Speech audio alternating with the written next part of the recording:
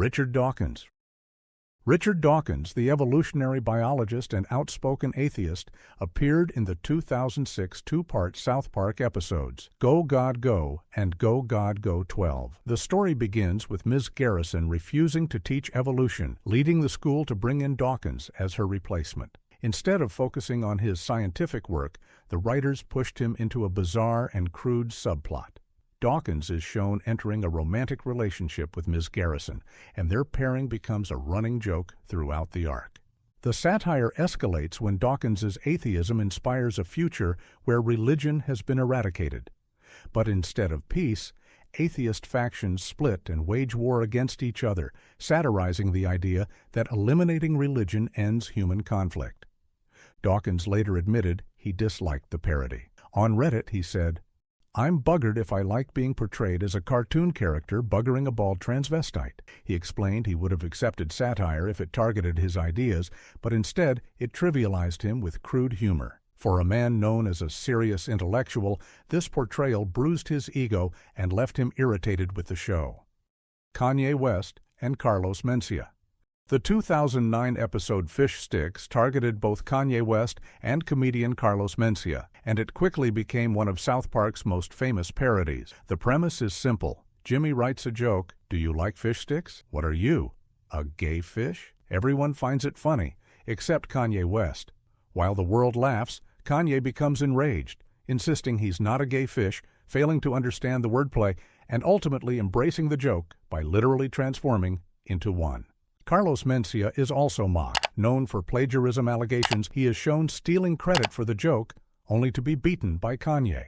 In real life, Mencia admitted the parody hurt him, saying it fueled the belief he was a joke thief and damaged his reputation.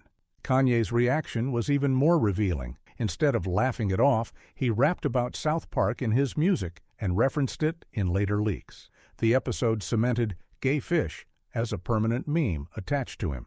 For a celebrity obsessed with his genius, being reduced to that punchline was an ego blow he couldn't shake. Paris Hilton. Paris Hilton was one of the earliest celebrities to feel South Park's sting.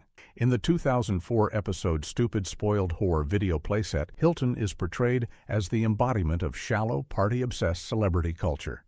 The girls of South Park become obsessed with her lifestyle, buying perfume called Skank, and even playsets that replicate her infamous scandals, including her leaked home video. The parody doesn't stop there. Hilton is shown vomiting in public, attempting to buy Butters as her pet by dressing him in a bear costume, and being challenged by Mr. Slave in a degrading contest. The portrayal was deliberately extreme, reducing Hilton to a caricature of self-destruction and excess. Hilton admitted the episode made her feel sick, especially the scene where her dog Tinkerbell was killed. Matt Stone later said her calm reaction only proved how messed up she is, twisting the knife even further. In her memoir, Hilton defended herself, saying her refusal to watch a cartoon of her pet being shot wasn't evidence of being messed up. The episode left her publicly humiliated and her ego clearly bruised by the brutal parody. Honey Boo Boo and Mama June. In 2012, South Park took aim at reality TV culture in the episode Raising the Bar. The targets this time were Alana, Honey Boo Boo, Thompson, and her mother, Mama June Shannon. By then, their show, Here Comes Honey Boo Boo, was a cultural phenomenon, often criticized for glorifying unhealthy habits and exploiting childhood antics for entertainment. South Park amplified these criticisms through harsh exaggeration. Honey Boo Boo is depicted eating sketty, made of spaghetti and butter, drinking Red Bull mixed with Mountain Dew, and proudly declaring she has already had multiple heart attacks at age 6. Mama June is shown enabling and encouraging these behaviors. In one disturbing scene, they go to a farm to replace Boo Boo's heart with that of a pig. The parody was intentionally unflattering, painting the family as symbols of ignorance and excess. Reactions were strong. Fans of the show accused South Park of going too far, while critics of reality TV praised the accuracy of the satire. Though Honey Boo Boo was too young to comment meaningfully, the episode fueled mockery of both her and her mother, reinforcing their reputation as reality TV's punchline. Bob Saget.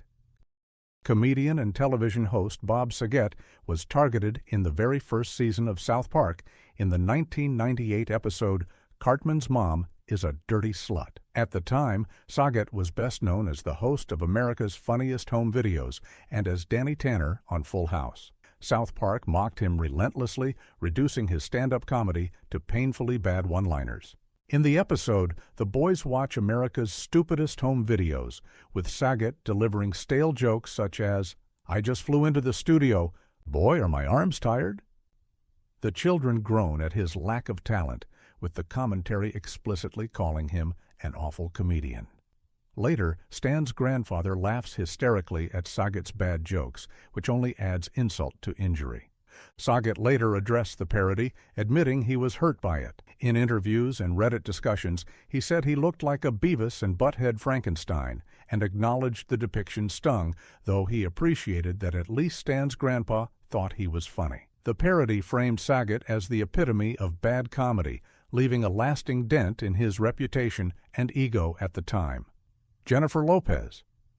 Jennifer Lopez was parodied in the 2003 episode Fat Butt and Pancake Head, where Cartman introduces a hand puppet he claims is the real J-Lo.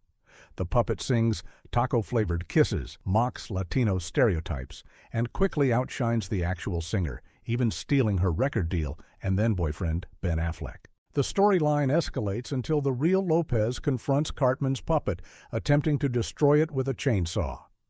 The parody was offensive by design, reducing Lopez to crude cultural cliches while suggesting her fame could be eclipsed by a child's puppet. It portrayed her as volatile and jealous, desperate to reclaim her spotlight.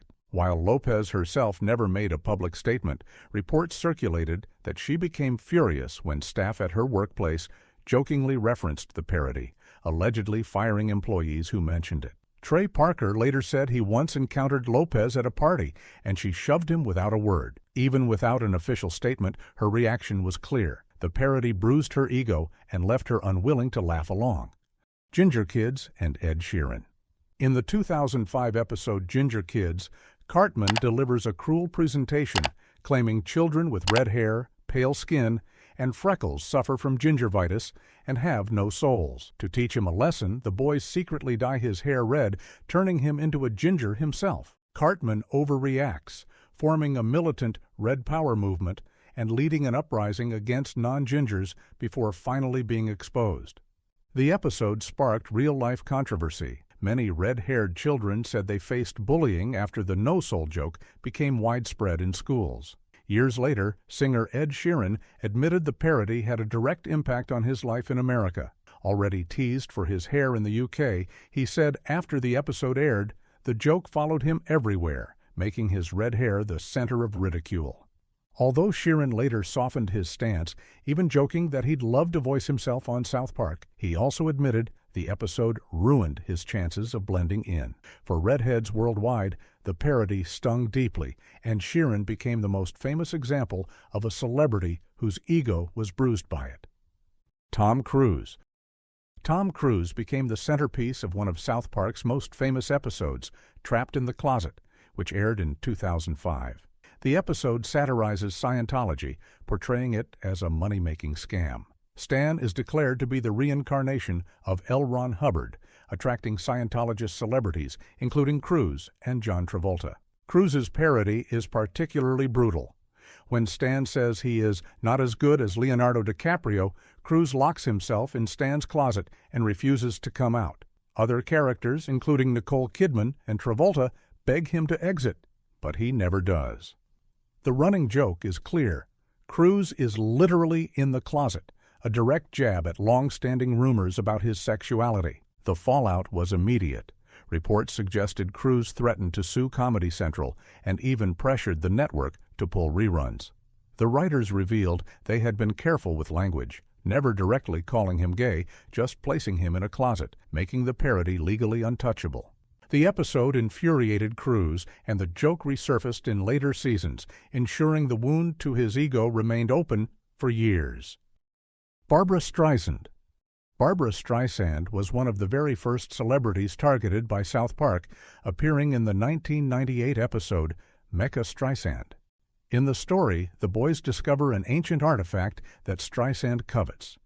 When she obtains both pieces of the relic, she transforms into a towering mechanical monster, Barbra Streisand, and terrorizes the town until Robert Smith of The Cure defeats her.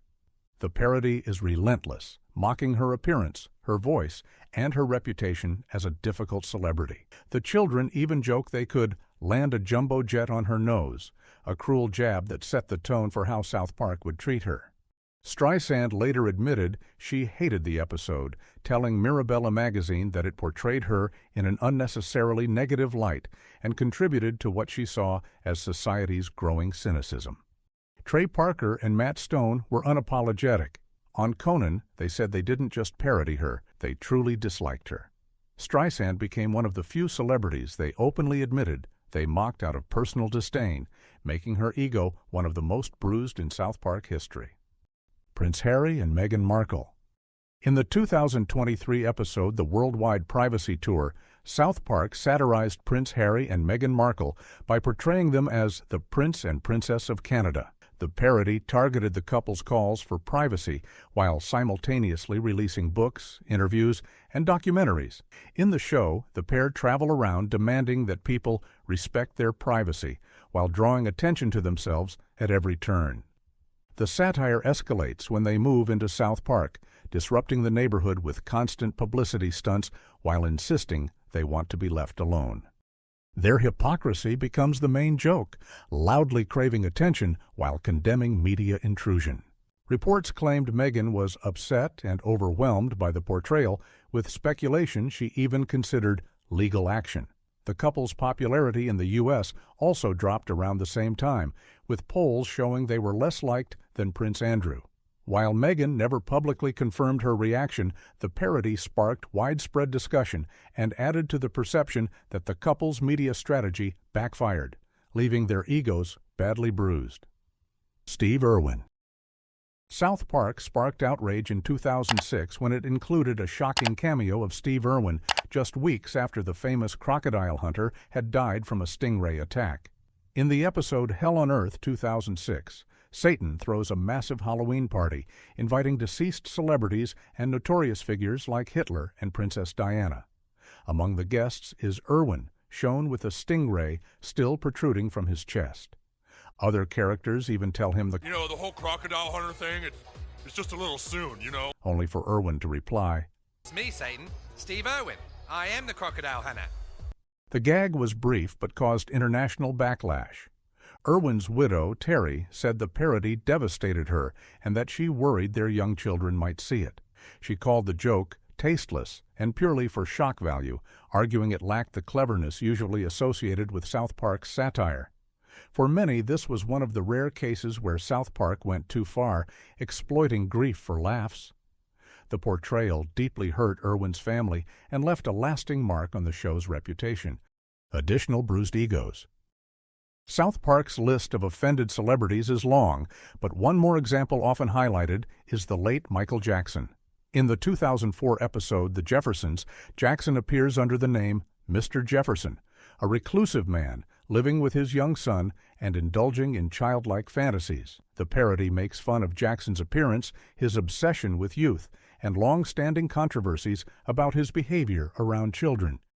The depiction was unflattering, showing Jackson with a distorted face, a high-pitched voice, and an unhealthy fixation on spending time with kids. Critics noted that the parody amplified tabloid rumors and made Jackson appear pathetic rather than legendary. Jackson reportedly hated the portrayal, and many fans were outraged by the mockery of his personal life. While South Park insisted they were satirizing public perception rather than passing judgment, the episode left an undeniable dent in Jackson's image. I'm going to keep dropping more of these cartoon breakdowns, so if that's your thing, stick around. Hit subscribe if you haven't already. Thanks for being here, and catch you next time.